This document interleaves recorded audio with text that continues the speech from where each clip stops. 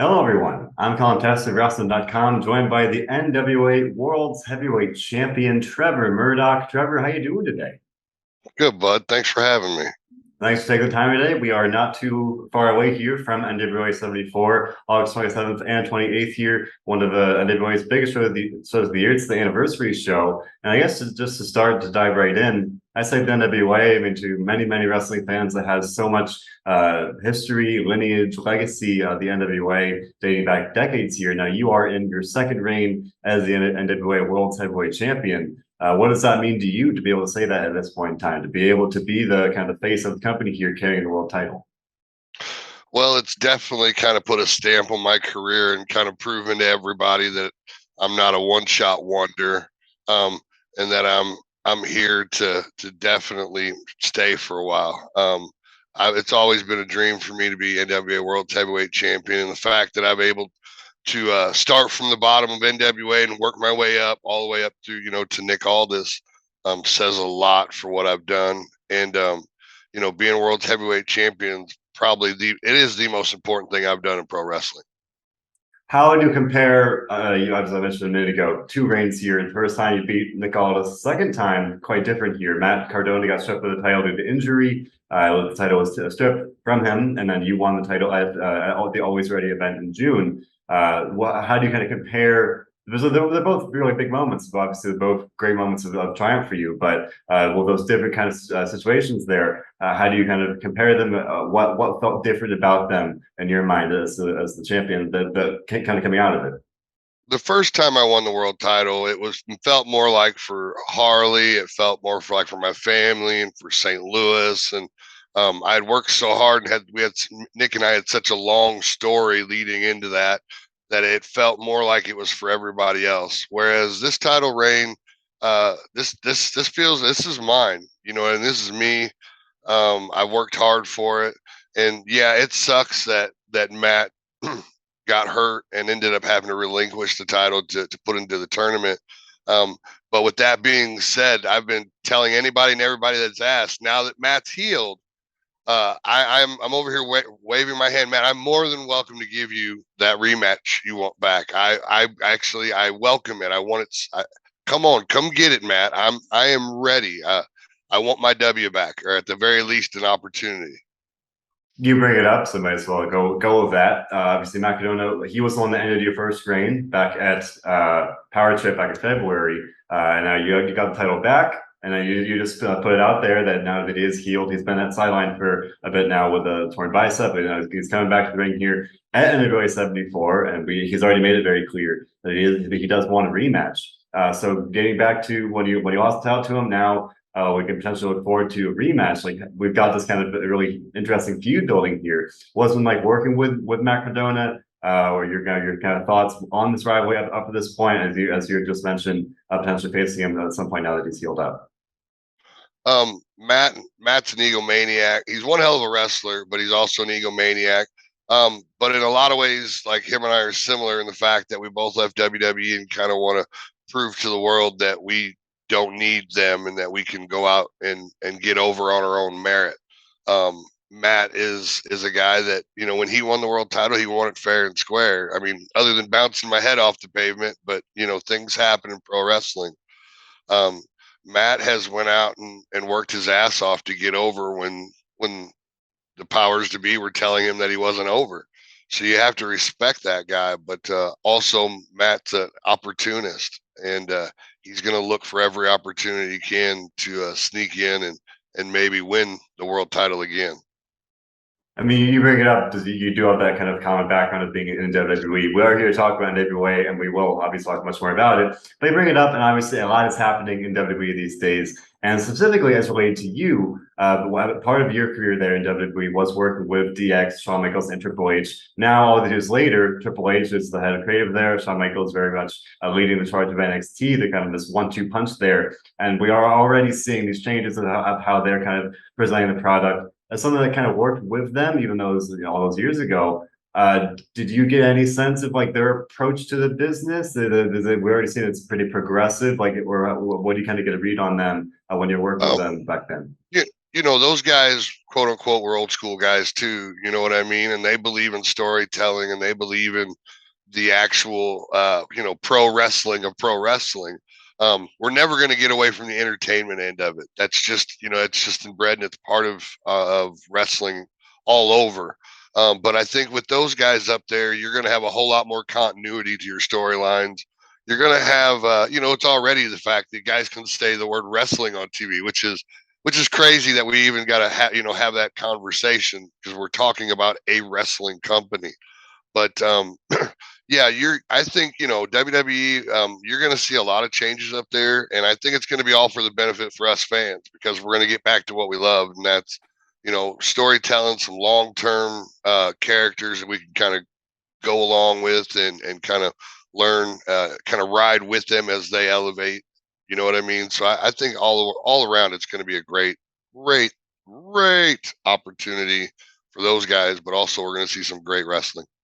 You mentioned the great storytelling. You mentioned the great wrestling. We've already gotten to see a lot of that here in your run with the NWA all throughout. You mentioned you started at the bottom, you reached up to the mountaintop, got the title last year, lost to Matt Cardona, and they got it back. Obviously, it's been a great ride so far, and we're very much looking forward to seeing what happens next year. But just to take a bit of an aside, to look back on this journey you've had so far, what are some of the matches you've had that kind of really stand out to you? Kind of looking back on it, whether it's that really shows who you are as a wrestler, or that mean a lot to you, however you want to take it. So the matches that really kind of stand out to you so far in your NWA career at this point.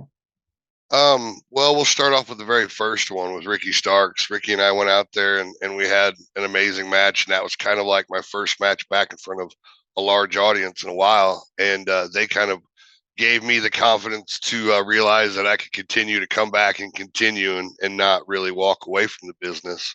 Obviously, the match that I had, the three matches I had with Nick Aldis leading to the chase and into the chase.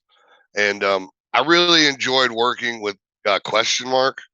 If he was a guy that was really creative in the ring, and really you had to think when you wrestled a guy like that, which for me was challenging.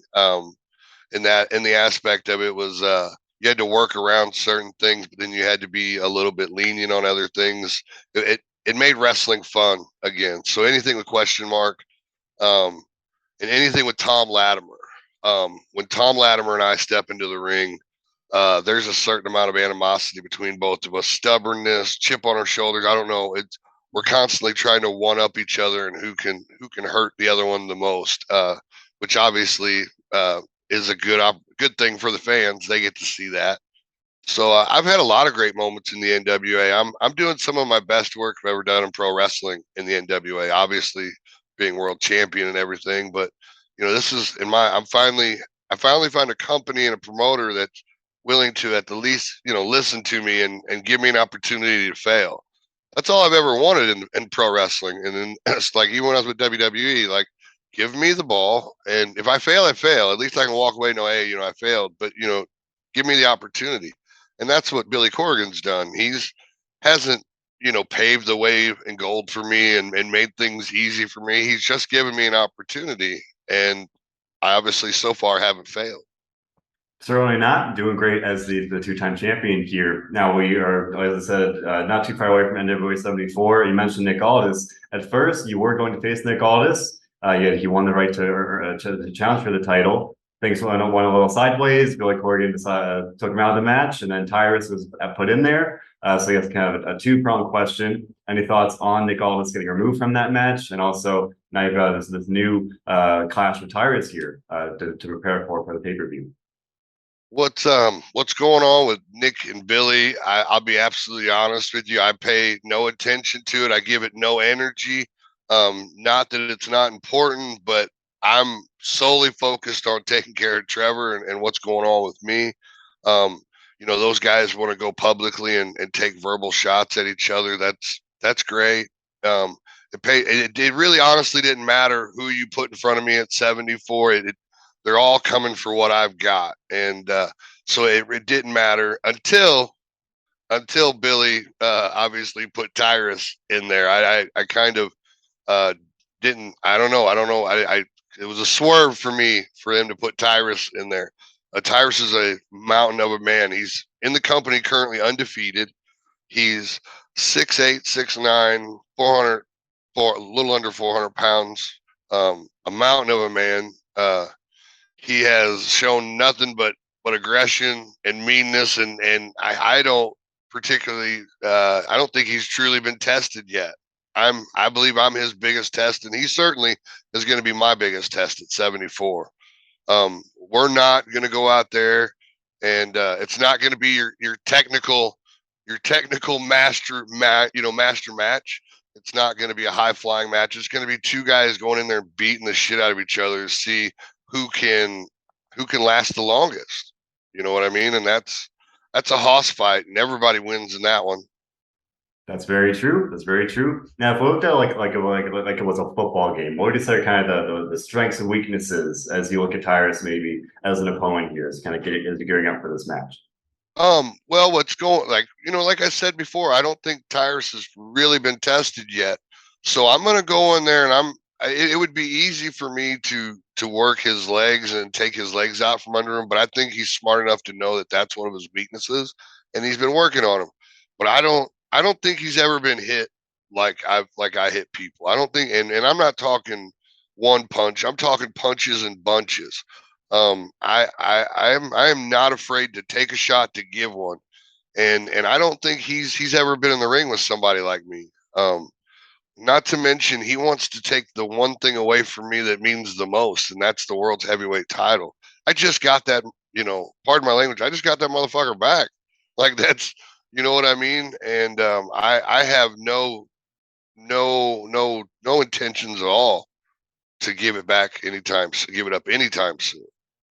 Let's assume that we get to the NWA 74, you're still a champion. NWA has a very a lot of depth on the roster, a lot of potential opponents that kind of are lying in wait here. I mentioned Cardona a minute ago, and there are other contenders as well.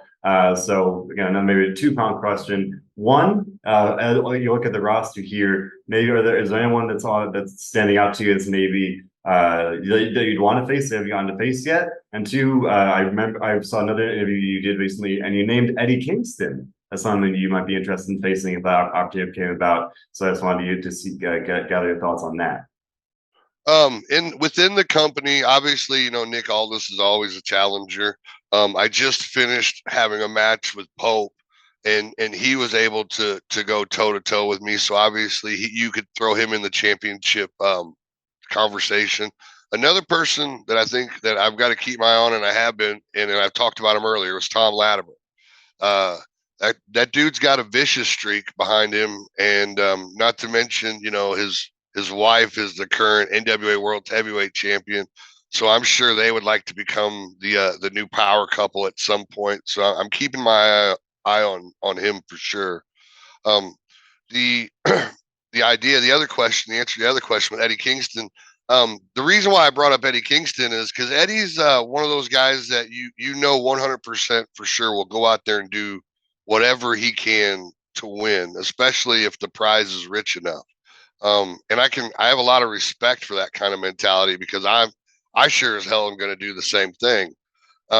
So I think him and I hooking it up we probably have one hell of a match. And I may be setting my own self up for failure and setting my opponent up for, the next champion up. But at the very least, I know if I would lose to a guy like Eddie Kingston, I'd know that he would take that world title and represent it to his highest ability, his highest ability. Maybe even to see that match would be very, very cool. Obviously, Eddie's doing great things in AEW. You're doing great things in NWA here as the champion. I mean, that's just more of a general rule here. The champion is often the face of the company, and they're kind of the one people look to kind of to lead the company moving forward here. We've seen the NWA make a lot of progress, grow a lot here.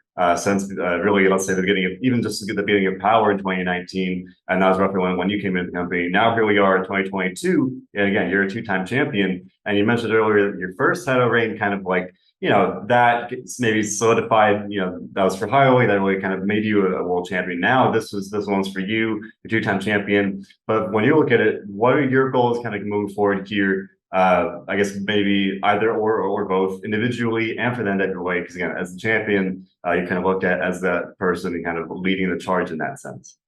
For the company, I just obviously I want it to grow. I want us to go out and reach out not only to larger markets, but I'd like to work with other wrestling companies. It's a really exciting time in pro wrestling, and I think we're at a point where if we can work out the business end of it, we can all kind of make some special moments happen between some companies. So I would definitely like to expand in that market as well too.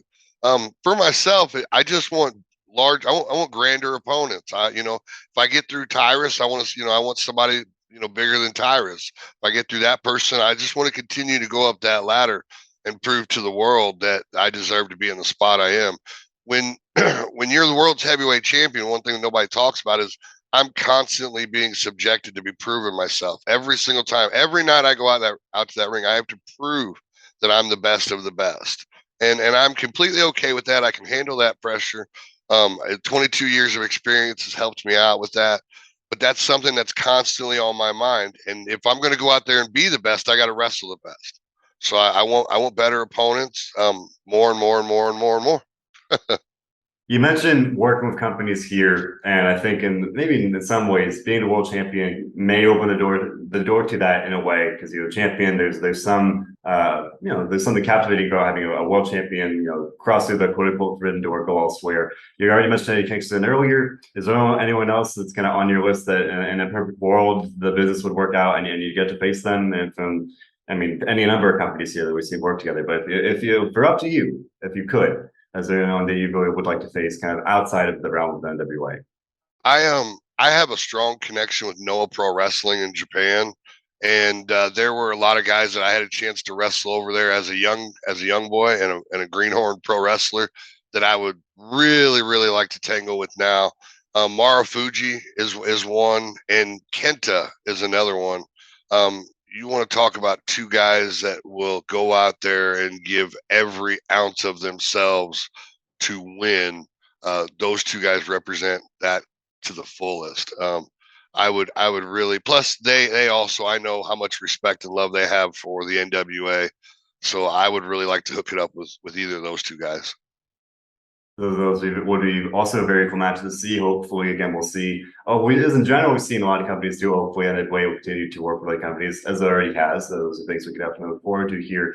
We're going to also look forward to NWA 74, August 27th and 28th. We're talking about rematch of Tyrus, but one final message for the fans here. Why should fans tune in to NWA 74, and specifically, what can we look forward to seeing in your match of Tyrus? NWA 74 is I guess quote unquote like our WrestleMania for the year. So every single match that steps out there is going to go out there and go above and beyond to try to blow the roof off the place, which is great for the fans because that one match will try to top the next match, which of course will end with me, and I've got to try to top all that shit. So it's which means we're willing to go out there. We're going to go out there and do everything we can, and usually ends up meaning that we're going to put our bodies on the line to not only entertain the fans but get our get the W.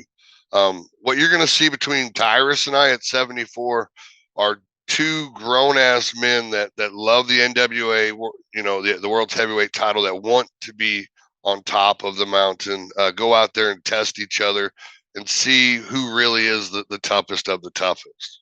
That's what you're going to see. And if I know Tyrus, he's probably been training his ass off, and he's going to make sure he comes in as close to 100% as possible.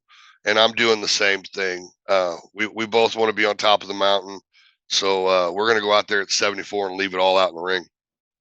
Very much looking forward to seeing that at NWA 74. Again, August 27th and 28th. It'll be at the Chase in St. Louis, Missouri. Both nights will air on Fight TV. Trevor, where can people find you on socials so they can follow the NWA World Heavyweight Champion?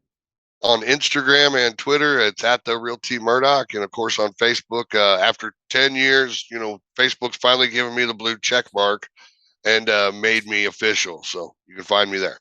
Wonderful. Trevor, I thank you so much for your time today. I wish you the very best of luck at NWA 74 and beyond, and very much looking forward to seeing your match with Tyrus. Colin, thank you very much for having me, buddy. I appreciate it.